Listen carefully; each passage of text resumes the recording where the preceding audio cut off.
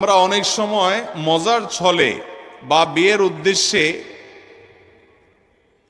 না, বিশেষ উদ্দেশ্য ছাড়া ফেসবুক বা মেসেঞ্জারে 3 বার কবুল বলি। তাতে কি আল্লাহর দরবারে বিয়ে কবুল হয়ে যাবে? এতে কি কোনো গুনাহ আছে? পোলাপান বান্দরামি করার জিনিস খুঁজে পাও না? না, অনেক পোলাপান এগুলো করে। এমনকি এই যে নাটক সিনেমাতে অনেক সময় অভিনয়ের অংশ হিসাবে এগুলো করে না অভিনেতারা? এদের মধ্যে কেউ যদি মুসলমান হয়, কার যদি আল্লাহর প্রতি বিশ্বাস না থাকে তার কথা ভিন্ন, বেঈমান নিয়ে আমাদের আলাপ নাই।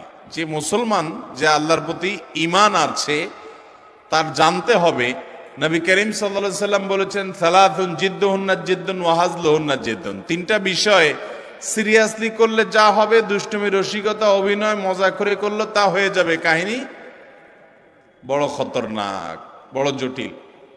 অতএব আপনি দোস্ত দুষ্টামি করে কোনো ক্লাসমেট মেয়েকে বললেন অন্য 2-3 দোস্তের সামনে যে আমি ওরে বিয়ে করলাম,